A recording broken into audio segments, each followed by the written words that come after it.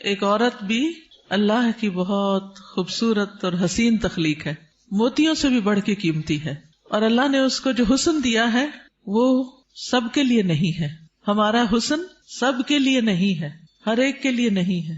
اللہ نے ہمیں جس کے لیے پیدا کیا ہے، جس کے لیے بنایا ہے، یہ اسی کا حق ہے. آپ دیکھیے کہ بچپن سے ہی ایک چھوٹی سی بچی کو بھی جو شوق ہوتا ہے وہ کس چیز کا ہوتا ہے؟ سجنے، بننے، سنورنے کا. چھوٹے چھوٹے بچے ماؤں کی لپسٹکس کا کیا حال کرتے ہیں، صرف اپنے اوپر نہیں لگاتے، دیواروں پہ بھی لگا دیتے ہیں. اور اسی طرح قرآن مجید میں بھی آتا ہے افمن ینشأ فی الحلیۃ، کیا وہ جو زیورات میں پالی جاتی. تو سجنا، بننا، اچھا کپڑا، اچھا لباس، اچھا زیور، یہ عورت کی کمزوری ہوتی. ہر عورت کو کسی نہ کسی درجے میں تھوڑا یا زیادہ پسند ہوتا ہے.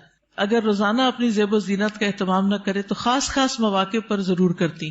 اور پھر اس میں بعض اوقات یہ ہوتا ہے کہ صرف زیب و زینت کرنے کا شوق نہیں ہوتا، اس کو نمایاں کرنے کا بھی بہت شوق ہوتا ہے. تو اس صورت میں پھر یہاں ایک امتحان شروع ہو جاتا ہے کہ ہمیں یہ زیب و زینت کس کس کے سامنے ظاہر کرنے کی اجازت ہے اور کس کے سامنے نہیں. تو یہ چھوٹی سی کتاب ہے، اس آیت سے متاثر ہو کر تحریر کر دی گئی. بہت سے لوگ کہتے رہتے ہیں کہ اپنی تفسیر لکھیں، لیکن اس کا تو وقت نہیں. سوچا چلے ایک آیت ہی صحیح، بلغوا انی ولو آیہ. قال اللہ تعالی، اللہ تعالیٰ کا فرمان ہے، جب اللہ تعالیٰ کوئی بات فرماتے ہیں تو پھر کیا کرتے ہیں، کیسے سنتے ہیں؟ بہت دھیان سے، توجہ سے. وقل للمؤمنات، اور مومن عورتوں سے کہہ دیجئے کیا کریں؟ اپنی نگاہیں نیچی رکھیں، یعنی اپنی نگاہوں کی حفاظت کریں، اور اپنی شرم گاہوں کی حفاظت کریں، اور اپنی زینت ظاہر نہ کریں، اپنی خوبصورتی نمایاں نہ کریں سوائے اس کے جو خود ظاہر ہو جائے، اور اپنے سینوں پر اپنی اوڑھنیاں ڈالے رکھیں، اور اپنی زینت ظاہر نہ کریں سوائے اپنے شوہروں کے یا اپنے باپ کے یا اپنے شوہروں کے باپ کے یا اپنے بیٹوں کے یا اپنے شوہروں کے بیٹوں کے یا اپنے بھائیوں کے یا اپنے بھائیوں کے بیٹوں کے یا اپنی بہنوں کے بیٹوں کے یا اپنی عورتوں کے یا اپنے غلاموں کے یا وہ زیر دست مرد جو کسی اور قسم کی رغبت نہ رکھتے ہوں، یا وہ بچے جو عورتوں کی پوشیدہ باتوں سے ابھی واقف نہ ہوئے ہوں، اور اپنے پاؤں زمین پر مار کر نہ چلیں کہ ان کی پوشیدہ زینت لوگوں کو معلوم ہو جائے. اور اے مومنو، تم سب مل کر اللہ سے توبہ کرو تاکہ تم کامیاب ہو جاؤ. یعنی اس حکم کی کہیں نہ کہیں جو خلاف ورزی ہوتی ہے اس پر توبہ کرو تاکہ کامیاب ہو سکو. اس سے پتہ یہ چلتا ہے کہ اگر اس حکم کی خلاف ورزی کی گئی تو کہیں ایسا نہ ہو کہ کامیابی مخدوش ہو جائے. تو ارشاد ہے وَقُلْ لِلْمُؤْمِنَاتِ، اور مومن عورتوں سے کہہ دیجئے. پیج 3. مومنات کون ہوتی ہیں؟ جو ایمان لانے والیاں ہیں، اللہ اور اس کے رسول محمد صلی اللہ علیہ وسلم کا حکم دل سے مان لینے والیاں، ماننے کے بعد ان احکامات پر عمل کرنے والیاں، اللہ سے اپنی محبت کے دعوے کو سچ کر دکھانے والیاں.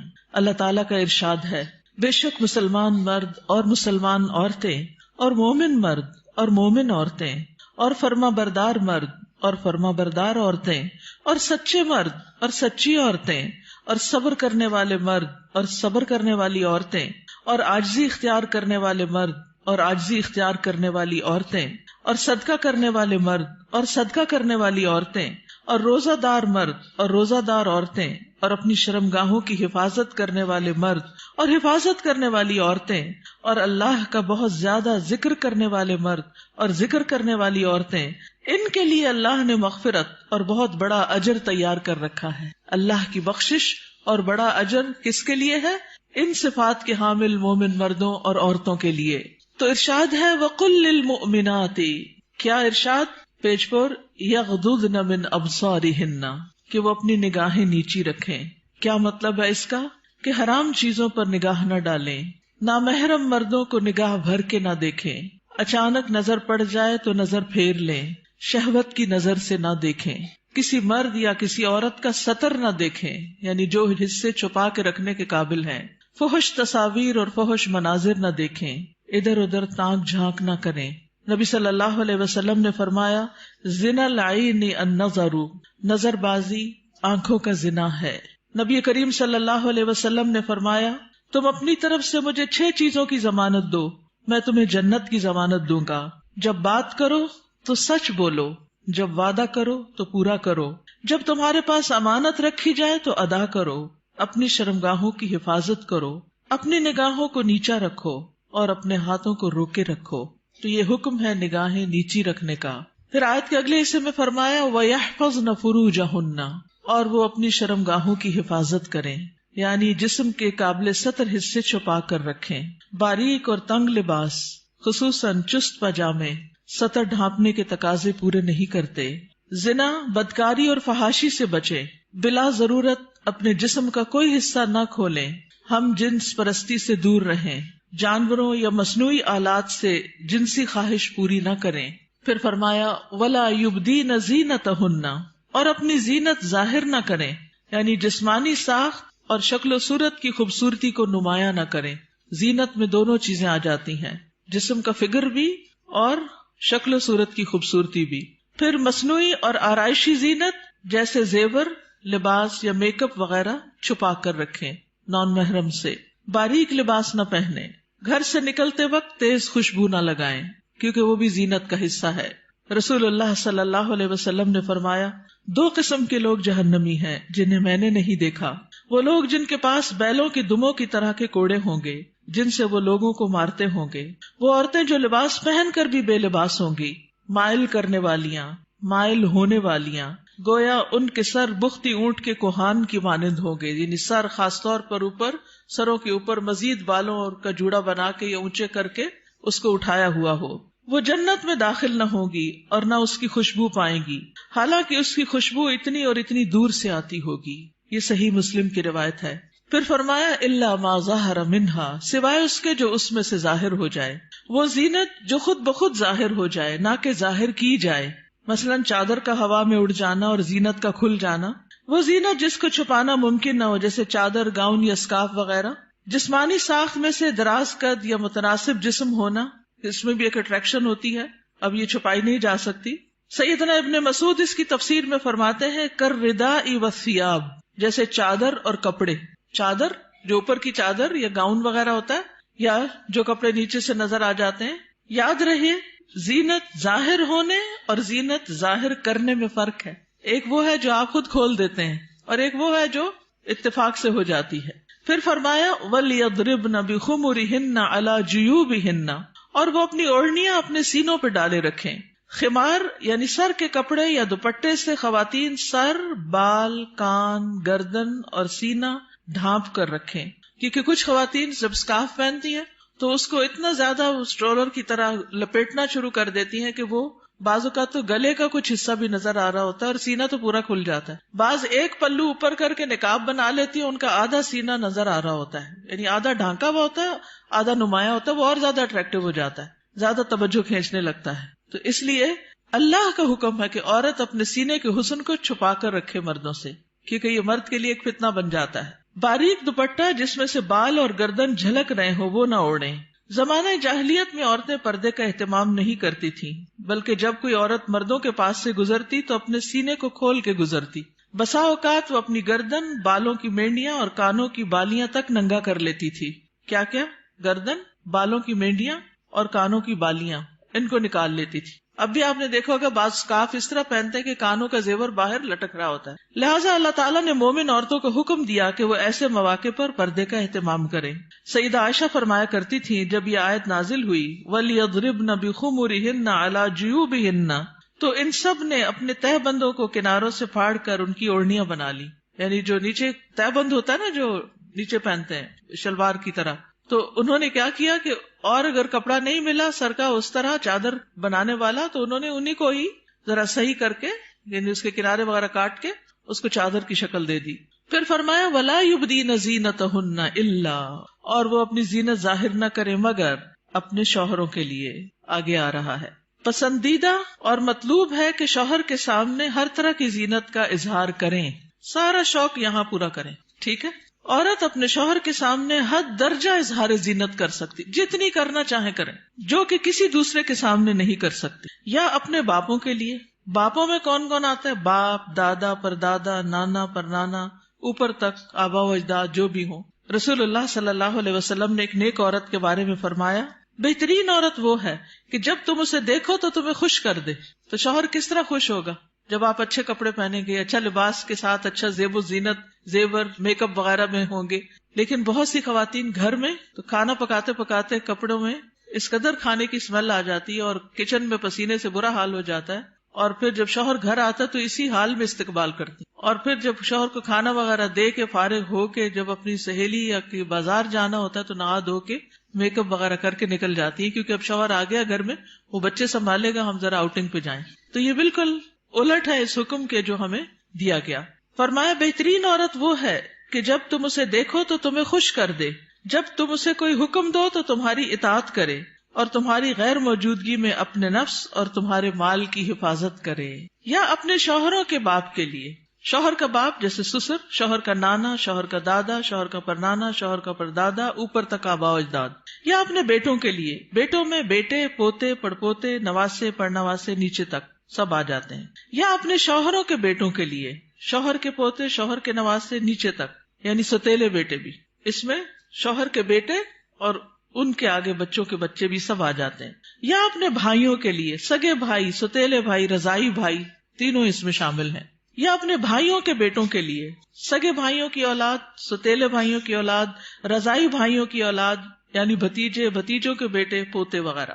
یا اپنی بہنوں کے بیٹوں کے لیے، سگی بہنوں کی اولاد، ستیلی بہنوں کی اولاد، رضائی بہنوں کی اولاد، یعنی بھانجے، بھانجوں کے بیٹے، پوتے وغیرہ. یا اپنی عورتوں کے لیے، قابل اعتماد اور باکردار عورتیں.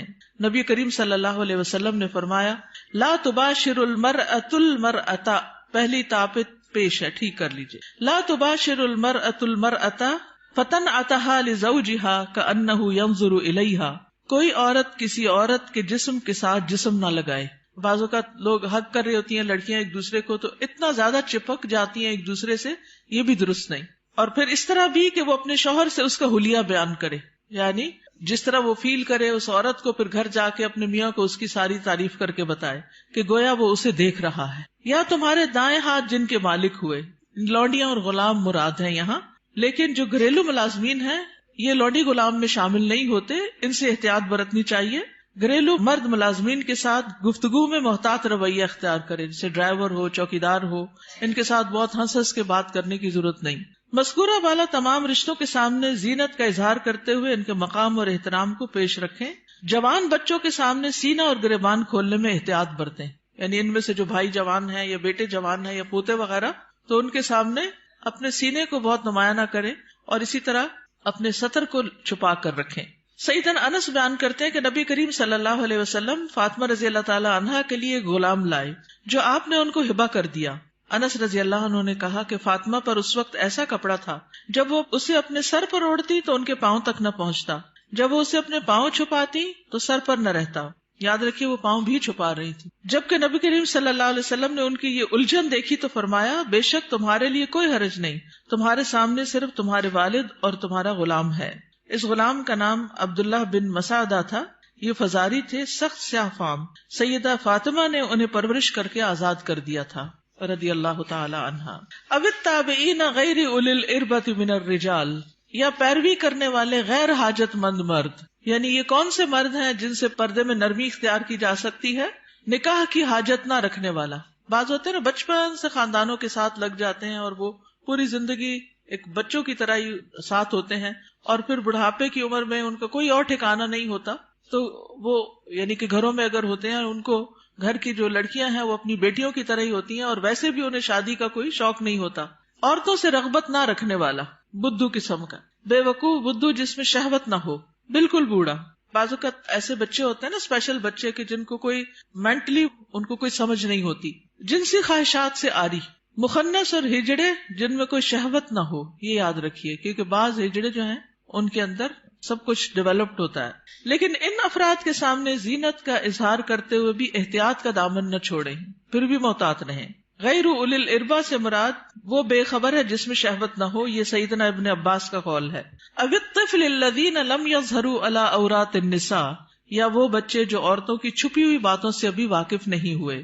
نابالغ بچے جن کا جنسی شعور بیدار نہ ہوا ہو، جو کم عمری کی وجہ سے عورتوں کے حالات اور مخصوص اوصاف سے واقف نہ ہو، جن کو کوئی سمجھ نہ ہو پیریڈز کیا ہوتے ہیں، اور یعنی ابھی ان کی عورتوں سے متعلق جو خاص باتیں ان کو سمجھنا ہو. ابن کثیر کہتے ہیں جب بچہ بالغ ہو یا بلوغت کے قریب ہو اور ان چیزوں کو جانتا پہچانتا ہو، بدصورت اور خوبصورت عورت میں تمیز کر سکتا ہو، یعنی جس دن بچہ یہ کہ نا ماما وہ بہت خوبصورت ہے، تو اسے عورتوں کے پاس نہ آنے دیا جائے. یہ ابن کثیر کی تفسیر ہے.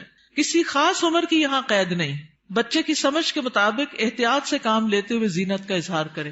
لیکن افسوس ہوتا ہے ان خواتین پر جو اچھے بھلے جوان لڑکوں کو گلے لگا لیتی ہیں یا ان کے سر پہ ہاتھ پھیرنے لگتی ہیں یا ہاتھ ملانا شروع کر دیتی ہیں. یہ بھی اس حکم کے منافی ہے، چاہے بچپن سے اس بچے کو آپ نے پالا ہی کیوں نہ ہو. وَلَا يَضْرِبْنَ بِأَرْجُلِهِنَّ لِيُعْلَمَ مَا يُخْفِينَ مِنْ زِينَتِهِنَّ، اور وہ اپنے پاؤں مارتی ہوئی نہ چلیں کہ جو وہ اپنی زینت میں سے چھپاتی ہیں اس کو جان لیا جائے. یعنی مردوں کو متوجہ کرنے والی چال نہ چلے، یعنی چلتے ہوئے بھی ایک وقار کا خیال رکھیں. جھنکار والی پازیب نہ پہنے، یعنی پاؤں کا زیور ایسا کہ جو چن چن کرے اور بازار میں دوسروں کو متوجہ کرے وہ نہیں پہنے. باہر گھر میں پہن سکتے ہیں. آواز پیدا کرنے والا جوتا استعمال نہ کرے، یعنی جیسے بہت ہائی ہیل پہن کے پھر وہ ٹک ٹک ٹک سے سب متوجہ ہو جاتے ہیں، اس سے بھی بچیں. تیز خوشبو استعمال نہ کریں. ابن کثیر کہتے ہیں اس ممانعت میں ہر وہ چھپی ہوئی زینت داخل ہے جو حرکت کرنے سے ظاہر ہو جائے. اسی ضمن میں عورت کو خوشبو لگا کر باہر نکلنے سے بھی منع کیا گیا ہے کہ لوگ اس کی خوشبو محسوس کریں. زمانہ جاہلیت میں رواج تھا کہ عورت جب راستے میں چلتی اور اس نے پاؤں میں پازیب پہنی ہوتی جس کی آواز سنائی نہ دیتی تو وہ اپنے پاؤں زمین پر اس طرح مارتی جس سے مردوں کو پازیب کی جھنکار سنائی دیتی. تو اللہ تعالیٰ نے مومن عورتوں کو ایسا کرنے سے منع کر دیا. نبی کریم صلی اللہ علیہ وسلم نے فرمایا ہر آنکھ زنا کرتی ہے، اور عورت جب خوشبو لگا کر کسی مجلس سے گزرتی ہے تو وہ ایسی اور ایسی ہے، یعنی زانیہ ہے. تو اس لیے خوشبو کے معاملے میں بھی احتیاط برتیں. ایسی خوشبو نہ لگائیں کہ جو پھیل رہی ہو، خصوصاً اگر آپ بازار سے ہو کر گزر رہے ہیں یا مردوں کے ساتھ آپ کا کسی بھی طرح کا کوئی انٹریکشن ہے یا گھر میں کوئی ایسا رشتہ دار ہے کہ جو محرم نہیں ہے. وَتُوبُوا إِلَى اللَّهِ جَمِيعًا أَيُّهَا الْمُؤْمِنُونَ لَعَلَّكُمْ تُفْلِحُونَ، اور اے مومنو سب کے سب اللہ کی طرف توبہ کرو تاکہ تم فلاح پاؤ. اس میں پچھلے گناہوں پر ندامت کا اظہار کریں، یعنی اللہ تعالیٰ کے سامنے آئندہ گناہ نہ کرنے کا عہد کریں، اپنی اصلاح کی ہر ممکنہ کوشش کریں، ان لغزشوں اور غلطیوں سے توبہ کریں جو پردے کے معاملے میں اب تک ہوتی رہیں. آئندہ زندگی کے لیے اپنے طرز عمل کی اصلاح ان ہدایات کے مطابق کر لیں جو اللہ اور اس کے رسول صلی اللہ علیہ وسلم نے دی ہیں. اللہ تعالیٰ کا ارشاد ہے وَهُوَ الَّذِي يَقْبَلُ التَّوْبَةَ عَنْ عِبَادِهِ وَيَعْفُو عَنِ السَّيِّئَاتِ وَيَعْلَمُ مَا تَفْعَلُونَ، اور وہی ہے جو اپنے بندوں کی توبہ قبول کرتا ہے اور ان سے درگزر فرماتا ہے، اور وہ جانتا ہے جو تم عمل کرتے ہو. دیگر محارم حقیقی چچا اور ماموں بھی محرم ہیں کیونکہ بھتیجی اور بھانجی سے نکاح نہیں کیا جا سکتا. رضائی رشتے بھی نسبی رشتوں کی طرح محرم ہیں، ان کے سامنے بھی زینت کا اظہار جائز ہے. اللہ تعالیٰ کا ارشاد ہے تم پر تمہاری مائیں اور تمہاری بیٹیاں اور تمہاری بہنیں اور تمہاری پھپھیاں اور تمہاری خالائیں اور بھائی کی بیٹیاں اور بہنوں کی بیٹیاں حرام کر دی گئی ہیں. رسول اللہ صلی اللہ علیہ وسلم نے فرمایا بے شک اللہ نے رضاعت سے بھی ان رشتوں کو حرام کر دیا جن کو نسب سے حرام کیا گیا. حجاب مسلمان عورت کی شناخت ہے. مسلمان عورت حجاب سے پہچانی جاتی ہے، وہ دوسروں سے الگ ہو جاتی ہے. اللہ تعالیٰ کا ارشاد ہے اے نبی اپنی بیویوں اور بیٹیوں اور مومن عورتوں سے کہہ دیجئے، بیویاں بیٹیاں اور مومن عورتیں سب کی سب وہ اپنے چادروں کے پلو اپنے اوپر لٹکا لیا کریں. اس طرح زیادہ توقع ہے کہ وہ پہچان لی جائیں، یعنی حجاب کی وجہ سے پہچان لی جائیں، نہ کہ حجاب اتار کے پہچان لی جائیں. حجاب اتار کے تو ایک عورت عام عورت کی طرح ہی لگے گی نا. تو ایذا نہ دی جائیں، اور اللہ بہت بخشنے والا بے حد رحم کرنے والا ہے. یہ ایذا کون سی ہے؟ سیکشل ہراسمنٹ، کہ جب عورت کسی مرد کو اٹریکٹ کرتی ہے تو پھر وہ اس کے پیچھے آتا ہے اور اس کو نقصان دینا چاہتا ہے. مردوں سے بھی خطاب کیا گیا. نظر اور شرمگاہ کی حفاظت کا حکم صرف عورتوں کے لیے نہیں بلکہ مردوں کے لیے بھی ہے. اللہ تعالیٰ کا ارشاد ہے مومن مردوں سے کہہ دیجئے اپنی نگاہیں نیچی رکھیں اور اپنی شرمگاہوں کی حفاظت کریں، یہ ان کے لیے پاکیزہ تر ہے. بے شک اللہ خبر رکھنے والا ہے اس کی جو وہ کرتے ہیں.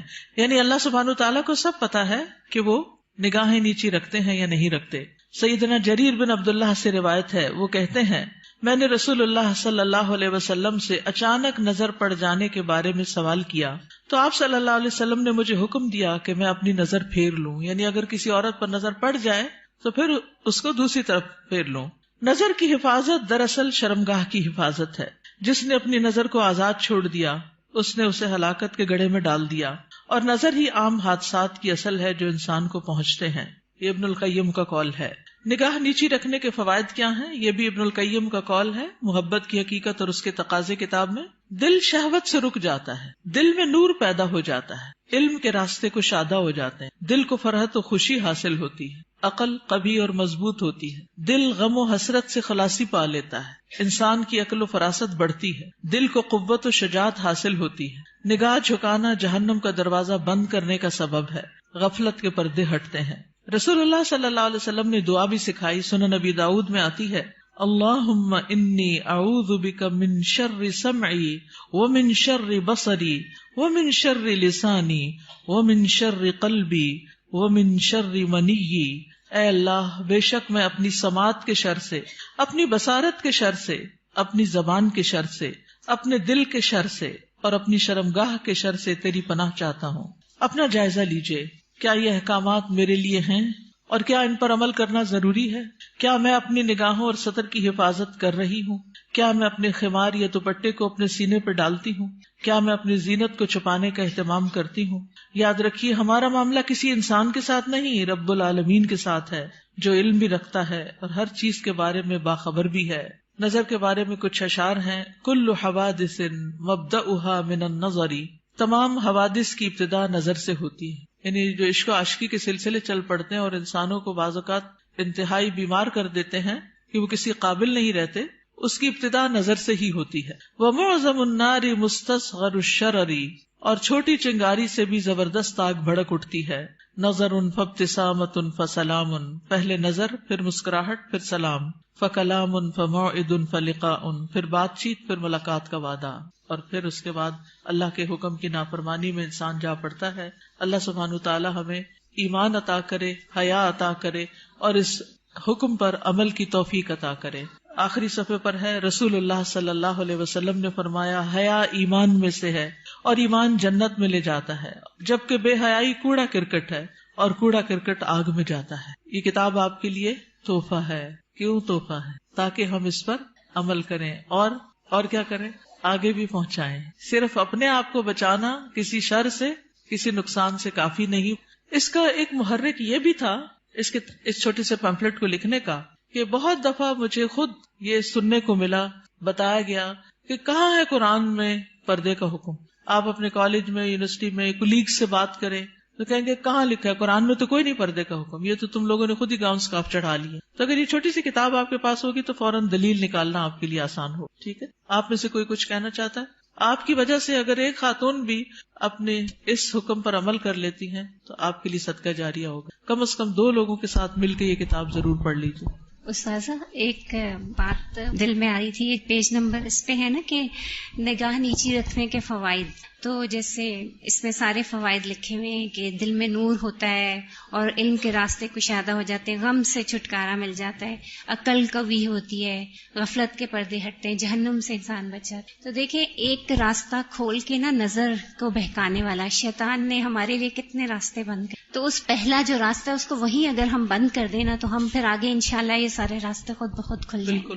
اور اس میں آپ دیکھیے کہ بہت سی ایسی خواتین کے مسائل، بہت سی لڑکیوں کے مسائل، اچھی بھلی سمجھدار لڑکیوں کے مسائل، اور خصوصاً اب موبائل کی وجہ سے اور ویڈیو چیٹنگ کی وجہ سے جو مسائل پیدا ہو رہے ہیں، اور تصویر کا اتنا فتنہ عام ہے کہ ہر چیز ہی کی تصویر بن بن کے شیئر کی جا رہی ہے، اس کی وجہ سے یہ مسائل اور بھی زیادہ بڑھ گئے ہیں. اور بعض اوقات انسان ایسے فساد میں جا پڑتا ہے کہ جو اس کی عقل پہ بھی پردہ ڈال دیتا ہے، پھر اس میں نہ اپنی عزت کی پرواہ ہوتی ہے، نہ ماں باپ کی، نہ کسی دین کی اور نہ کسی اور کی.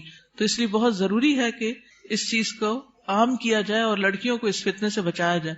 جی، ستیلے بھائی محرم ہوتے ہیں. نمازوں میں خشوع کا مسئلہ ہر ایک کو رہتا ہے، تو نگاہ کی حفاظت سے نمازوں میں بھی خشوع آتا ہے. کوشچن ہے، جیسے سعودی عرب میں وہ لوگ آنکھوں کا بھی پردہ کرتے ہیں، اور یہی ہے کہ آپ نے جیسے آیت پڑھی، اس کا ترجمہ پڑھا ہے، تو اس کا ترجمہ یہی ہوتا ہے کہ لٹکایا جائے کپڑا.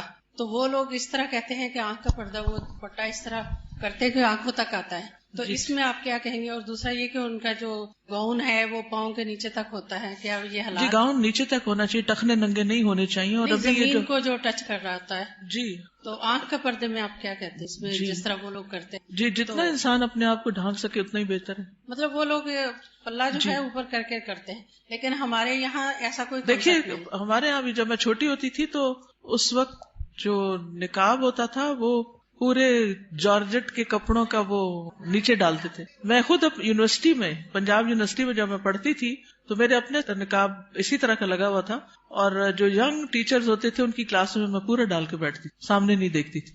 یہ پیج نمبر 4 پہ نا لاسٹ میں ہے، یا غضضن من ابصارہن، بالکل لاسٹ میں، اور اپنے ہاتھوں کو روکے رکھو. یہ مجھے تھوڑا سا یعنی یہ حدیث ہے نا جس میں بہت سی چیزوں کے روکنے کی بات ہے. مسلمان وہ ہوتا ہے نا جس کے ہاتھ اور زبان سے دوسرے محفوظ رہیں. ہاتھوں کو روکے رکھو شر سے، کسی کو تکلیف دینے سے. خاص طور پر عورتوں کو سوچنا چاہیے اس موقع پر. چلے آپ نے ہاتھ کا ذکر کر ہی دیا، وہ مائیں اللہ کو کیا حساب دیں گی جو بات بے بات پر اور شوہر سے بھی ناراضگی اور کسی اور کے ساتھ بھی جو انبن ساس کا بھی غصہ سارا بچوں پہ نکالتی، بات بات پہ بچوں کی پٹائی کرتی ہیں. آج ہی ایک بچی نے مجھے تقریباً 7 منٹ کا میسج بھیجا جس میں رو رو کے وہ ذکر کر رہی تھی کہ میں بچپن سے اپنی ماں سے کس طرح پٹتی آ رہی ہوں، کہ اگر اس کے ہاتھ میں ڈنڈا ہے تو اس نے ڈنڈا مار دیا، ہتھوڑی ہے تو ہتھوڑی مار دی، دیگچا ہے تو دیگچا مار دیا، اور چھوٹی موٹی گالیاں بھی نہیں. اگر ہم کسی وجہ سے اوپر چڑھ گئے تو کہا طوائف ہو تم بھی کوٹھے پہ بیٹھو گی. اور اس قدر غلیظ لینگویج کہ میں پریشان ہوگی سن کے کہ ہمارے مسلمان معاشرے میں ایسی مائیں بھی ہیں. تو یہ ہے ہاتھوں کو روکنے کا مطلب کہ جس پر ہاتھ چلانے کا بس چلتا ہو اس سے اپنے آپ کو روک کے رکھیں. چھوٹی چھوٹی باتوں میں بال کھینچ دینا، کان مروڑ دینا، ہاتھ مروڑ دینا، دھکا دے دینا، اٹھا کے پٹخا کے بچے کو پھینکنا، اس سب کا حساب دینا ہوگا. یہ ظلم کی بدترین قسم ہے اور اس سے پرہیز کرنا چاہیے. چلیے آج کے دن سیٹرڈے کو ہم فقہ القلوب پڑھتے ہیں، اور میرا بالکل دل نہیں چاہتا کہ ہم فقہ القلوب کو چھوڑ دیں، کیونکہ اس کتاب سے میں نے بہت کچھ سیکھا ہے اور یہ بہت زیادہ ایمان کو بڑھانے والی ہے. تو برکت کے لیے تھوڑا سا آپ سب کے ساتھ بھی شیئر کرتی ہوں تاکہ آپ بھی اس کو شروع کر لیں، کیونکہ فقہ القلوب جو ہے وہ قلب سے تعلق رکھتی ہے، اور جب تک قلب کی اصلاح نہ ہو تو باقی اعضاء کی ہو نہیں سکتی. پیج 719. کچھ لوگ پچھلے سال آپ میں سے ہمارے ساتھ فقہ القلوب میں شریک ہوتے تھے اور پھر وہ چلے گئے تو ان کا فقہ القلوب بھی چھوٹ گیا. تو میں چاہوں گی کہ وہ دوبارہ سے شروع کر لیں، اور جو ساتھ چلتے رہے وہ تقریباً 100 پیجز تو سال میں میرے خیال ہو ہی گئے ہیں. فل ایمان محلہ القلب، تو ایمان کا مقام دل ہے. وَإِذَا دَخَلَ فِيهِ جَاءَ بِكُلِّ خَيْرٍ، جب ایمان دل میں داخل ہو جاتا ہے تو ہر طرح کی خیر لے آتا ہے، پھر خیر پھوٹ پڑتی ہے. وَإِذَا لَمْ يَدْخُلِ الْإِيمَانُ فِي الْقَلْبِ، اور جب ایمان دل میں داخل نہیں ہوتا فَلَا فَائِدَةَ مِنَ الْعَمَلِ مَعَهُ، تو کوئی فائدہ نہیں ہوتا اس کے ساتھ عمل کرنے کا.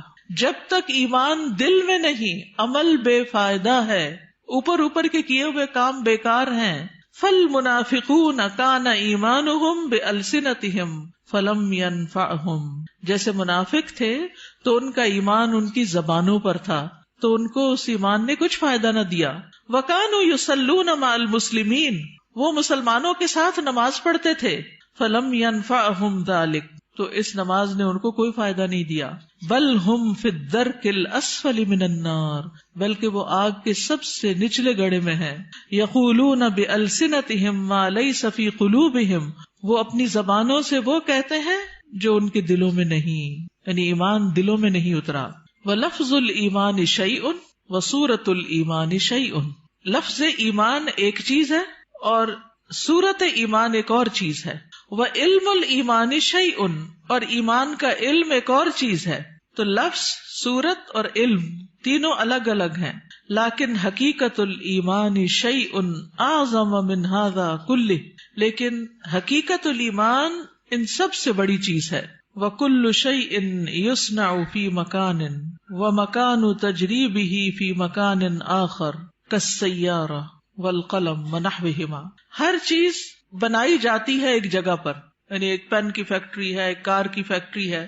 ومکان تجریبہ، اور اس کی جو تجربہ گاہ ہے وہ کسی اور جگہ پر ہے، یعنی وہ چلائی کہیں اور جاتی ہے. کالسیارہ، جیسے کار بنتی کہاں ہے؟ کار فیکٹری میں، اور چلتی کہاں ہے؟ سڑک پر. قلم بنتا کہاں ہے؟ فیکٹری میں. اور چلتا کہاں ہے؟ کاغذ پر.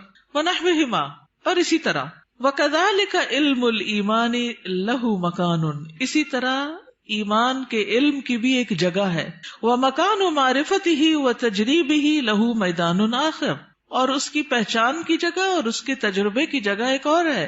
وَذَلِكَ لَا يَتِمُّ وَلَا يَحْصُلُ إِلَّا بِالْمُجَاهَدَةِ وَالتَّضْحِيَةِ بِكُلِّ شَيْءٍ، اور یہ پورا نہیں ہوتا اور حاصل نہیں ہوتا مگر سخت محنت سے اور قربانی سے، جو ہر چیز کی ہوتی ہے، من اجل الحصول علیہ، اس چیز کو حاصل کرنے کے لیے.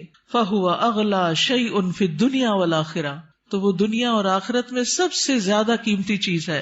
وَطَرِيقُ الْإِيمَانِ تَعِبَ فِيهِ آدم، ایمان کا جو راستہ ہے اس میں آدم علیہ السلام بھی تھکے تھے.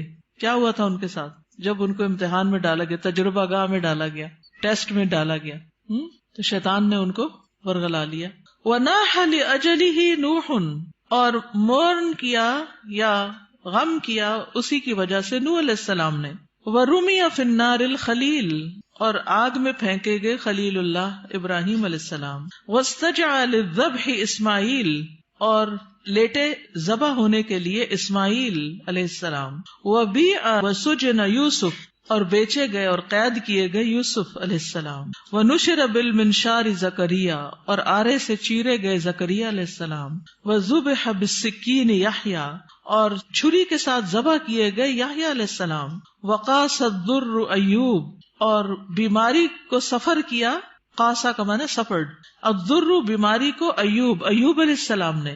وَزَادَ فِي الْبُكَاءِ داود، اور کثرت سے روئے داؤد علیہ السلام. وَصَارَ مَعَ الْوَحْشِ عیسیٰ علیہ السلام، اور وحشی کے ساتھ عیسیٰ علیہ السلام چلے. یہ کیا قصہ ہے؟ کہا جاتا ہے کہ عیسیٰ علیہ السلام جب مصر میں تھے اور یوسف النجار ان کے ساتھ تھا، تو آگے دیکھا کہ ایک شیر آ رہا ہے تو وہ ڈر گئے. عیسیٰ علیہ السلام نے کہا کہ تم مجھے شیر کے قریب کر دو اور خود نہیں قریب آنا، خود دور رہو. تو عیسیٰ علیہ السلام شیر کے رستے میں کھڑے ہو گئے. جب شیر آیا تو پوچھا، ایھا الوحش، اے وحشی جانور، اس راستے میں کیوں آئے، کیوں کھڑے ہو یہاں؟ کہنے لگا کہ وہ ایک بیل ہے، مجھے اسے پکڑنا ہے. انہوں نے کہا کہ دیکھو وہ تو مساکین کا بیل ہے، اس کو چھوڑ دو، فلاں فلاں جگہ چلے جاؤ، وہاں پر ایک مردہ اونٹ ہے تو اس کو جا کے کھا لو. تو اس طرح عیسیٰ علیہ السلام کے کہنے سے وہ شیر جو تھا وہ وہاں چلا گیا، اور اس شیر نے عیسیٰ علیہ السلام کی بات مان لی. لیکن شیر سے بات کرنا اور شیر کو روکنا نہیں منکر کرنا کوئی آسان کام نہیں تھا. لیکن عیسیٰ علیہ السلام نے اپنے آپ کو خطرے میں ڈال کر مسکینوں کو ان کا بیل دلوا دیا، یعنی ان کا بیل ہلاک نہیں ہوا، ورنہ تو شیر کھا جاتا. تو یہ اسرائیلیات میں سے ہے یہ واقعہ. اس کی صداقت تو اللہ ہی کو معلوم ہے، لیکن ہمیں حدثوا عن بنی اسرائیل ولا حرج کے تحت بیان کر دیا گیا ہے. وعالج الفقر والاذى محمد صلی اللہ علیہ وسلم، اور فقر اور اذیتوں سے، بیماریوں سے، تکلیفوں سے محمد صلی اللہ علیہ وسلم نے ڈیل کیا. عالجہ کا مطلب تھا ڈیل کرنا. He dealt with. وَهَؤُلَاءِ هُمْ شُمُوسُ التَّوْحِيدِ وَالْإِيمَانِ، اور یہ لوگ توحید اور ایمان کے سورج ہیں، شمس کی جمع. وَنُجُومُ الْهُدَى، اور ہدایت کے ستارے. وَجِبَالُ الصَّبْرِ وَالْيَقِينِ، اور صبر اور یقین کے پہاڑ. فَالْإِيمَانُ أَصْلُ الدِّينِ وَقَاعِدَتُهُ، تو ایمان دین کی اصل ہے اور اس کا قاعدہ ہے. الَّتِي يُبْنَى عَلَيْهَا الْبِنَاءُ، جس پر عمارت کی بنیاد رکھی جاتی ہے. فَهُوَ بِمَنزِلَةِ تَسْوِيَةِ الْأَرْضِ وَسَقْيِهَا، اور وہ زمین کو ہموار کرنے اور اسے سیراب کرنے کے برابر ہے. اما الامور الباقیۃ فی الدین، اور جہاں تک دین کے باقی امور کا تعلق ہے، فہی بمنزلۃ الاشجار والحبوب، تو ان کا مقام درختوں اور دانوں کی طرح ہے. التی یمکن زرعها وغرسها فی هذه الارض، جن کو اس زمین میں اگایا اور بویا جا سکتا ہے. فہی تنمو بقدر خصوبۃ الارض، تو وہ اگتے ہیں جتنی زمین زرخیز ہوتی ہے. واستعدادها کما انہا تثمر بقدر الجہود المبذولۃ فی تمہید الارض وسقیها، جس طرح وہ پھل لاتی ہے جتنی اس پہ محنت کی جاتی ہے زمین کو تیار کرنے، ہموار کرنے اور اس کو سیراب کرنے میں. فالایمان هو ارض الدین، کتنا خوبصورت جملہ ہے چھوٹا سا. ایمان دین میں زمین کی طرح ہے. والدعوۃ نبتها وطلعها، اور دعوت دین کیا ہے؟ اس کا پودا اور اس کا خوشہ. والعبادت ثمرتها وزینتها، اور عبادت اس کا پھل اور اس کی خوبصورتی. والعلم یرویہا ویسقیہا، علم اس پودے کو سیراب کرتا ہے اور اسے ہرا بھرا کرتا ہے. والجنت ورضا الرب غایتھا، اور جنت اور رب کی رضا یہ اصل گول ہے، اصل غایت ہے، اصل مقصد ہے. ولا يمكن ان نحصل على حقیقت الایمان الا اذا تیقنا ان جميع المخلوقات في السماوات والارض قویها وضعیفها كالحیۃ المیتۃ. ہم ایمان کی حقیقت کو اس وقت تک نہیں پا سکتے جب تک ہمیں یقین نہ ہو کہ ساری کی ساری مخلوقات، آسمانوں کی اور زمین کی، ان کی مضبوط اور ان کی ضعیف یہ مردہ سانپ کی طرح ہے. لا تنفع ولا تضر، جو نہ فائدہ دے سکتی ہے نہ نقصان. یہ ہے اصل ایمان، ایسا یقین کہ نہ کوئی فائدہ دے سکتا نہ کوئی نقصان دے سکتا ہے، الا باذن اللہ، مگر اللہ کے اذن سے. مردہ سانپ سے تو آپ نہیں ڈرتے نا، تو لوگوں کا ڈر بھی نہیں ہونا چاہیے. لیکن جب ہم لوگوں سے ڈرتے ہیں، یعنی اس سینس میں ڈرتے ہیں کہ اگر میں نے اس کی بات نہ مانی، یہ مجھے کہہ رہا ہے حجاب اتار دو، نہیں مانی تو پھر کیا ہوگا، میرا تو بڑا نقصان ہو جائے گا، یا یہ مجھے جو کہہ رہا ہے میں اسے کر لوں ورنہ مجھے ایسا اور ایسا نقصان ہو جائے گا. تو بہت سے لوگ اللہ کی نافرمانی کے کام جو ہیں وہ صرف لوگوں کے ڈر سے کرتے رہتے ہیں کہ لوگ کیا کہیں گے. تو یاد رکھیے ساری مخلوقات مردہ سانپ کی طرح، یہ جملہ یاد رہے گا. جب یہ یاد رہے گا نا تو پھر اللہ کا حکم ماننا مشکل نہیں رہے گا. ولا تعطی ولا تمنع الا بامر اللہ، نہ یہ دیتی ہیں نہ روکتی ہیں مگر اللہ کے حکم سے. وان کل شیء بید اللہ، اور یہ کہ ہر چیز اللہ کے ہاتھ میں ہے. وان ما سوى اللہ لیس بیدہ شیء، اور اللہ کے علاوہ جو بھی ہے اس کے ہاتھ میں کچھ نہیں. کما قال سبحانہ، جیسا کہ اللہ تعالیٰ کا فرمان ہے، الا لہ الخلق والامر تبارک اللہ رب العالمین. خبردار، اللہ ہی کی ہے مخلوق اور حکم بھی اللہ ہی کا ہے، بہت بابرکت ہے اللہ جو رب ہے سارے جہانوں کا. میں یہ ضرور چاہوں گی کہ آپ اس کتاب کو پڑھیں. اگر آپ کہنے کہ اس کانوکیشن کی کوئی نصیحت ہمیں کر دیں تو میں یہی کہوں گی کہ فقہ القلوب کو شروع سے پڑھنا شروع کر دیں، تو ساری نصیحتیں آپ کو مل جائیں گی. اور یہ دراصل ایمان کو مضبوط کرنے والی کتاب ہے. کیا ہے؟ اور اگر ایمان مضبوط ہو جائے تو کیا ہوتا ہے؟ عمل آسان ہو جاتا ہے، انسان مضبوط ہو جاتا ہے. اور اس میں آپ دیکھیے یہاں پر اگلی جو بات ہے بڑی دلچسپ ہے. وہ کہتے ہیں کہ ایمان کی جو قوت ہے نا وہ دل میں ظاہر ہوتی ہے جیسے ایک بندوق کی گولی ہوتی. تو جب وہ اپنی اصل جگہ پر آ جاتی ہے تو پھر اس سے بہت کچھ ہوتا ہے. اور اگر وہ اپنی اصل جگہ پر نہیں تو کچھ بھی نہیں ہوتا، وہ کہیں بھی پڑی رہتی ہے، ایک سیسے کی گولی ہے بس. تو ایمان جب تک دل میں نہیں آتا، زبان پہ رہتا ہے تو فائدہ نہیں دیتا. تو ایمان کو لانا ہے دل میں، اور دل میں آئے گا علم کے ساتھ، اور علم کے لیے ضروری ہے فقہ القلوب. ٹھیک ہے، جزاکم اللہ خیرن. آخری اعلانات سن لیجئے. بوائز کے لیے سمر کورس ہو رہا ہے، فلائر موجود ہے باہر ریسپشن پہ.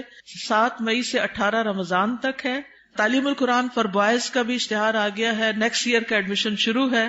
تدبر قرآن کا نیکسٹ کورس جس میں 30ویں پارے کی ترتیل، تجوید، حفظ، ترجمہ، تفسیر، تدبر، گرامر یہ سب شامل ہے.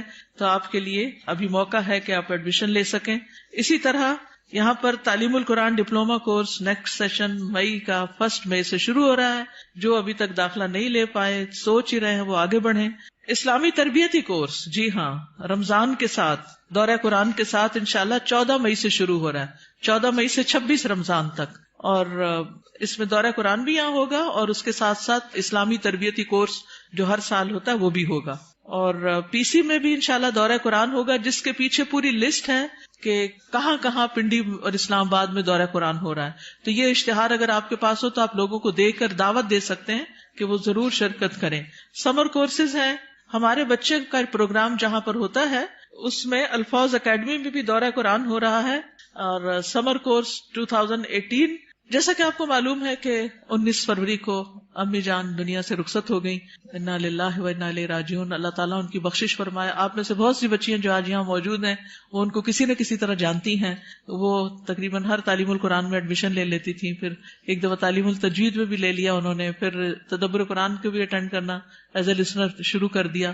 تو بہرحال وہ فوت ہوئی تو ان کی وفات کے موقع پر کچھ لوگوں نے اپنے تاثرات کا اظہار کیا اور پھر یہ خواہش ظاہر کی کہ نانی اماں کے اوپر ایک کتاب لکھی جائے. تو الحمدللہ کوثر فیض کو اللہ جزائے خیر دے، اس نے مختصر سے عرصے میں یہ کتاب لکھ لی اور الحمدللہ کتاب چھپ کر آ گئی ہے. تو جو گریجویٹس ہیں ان کے لیے یہ گفٹ ہے کتاب. جب آپ باہر نکلیں گے گریجویٹس، باقی جو اسٹوڈینٹس وغیرہ ہیں وہ اگر خود لے لیں تو بہت اچھا ہے. بہت انسپریشنل کتاب ہے. ان کی زندگی میں جو اعمال اور ان کے عادات اور انہوں نے جیسے ہم لوگوں کو پالا اس کی بہت سی کہانیاں ہیں. تو جن لوگوں کو کہانیاں پڑھنے وغیرہ کا شوق ہوتا ہے ان کے لیے ایک اچھی کتاب ہے. تو آپ اپنے لیے بھی اور دوسروں کے لیے بھی کتاب، اپنے لیے تو گفٹ ایک ہی لیں گے لیکن دوسروں کے لیے لینی ہو تو اسٹال پر اویلیبل ہے. جزاکم اللہ خیرا. سبحانک اللہم و بحمدک، اشہد ان لا الہ الا انت، استغفرک و اتوب الیک. السلام علیکم و رحمۃ اللہ وبرکاتہ.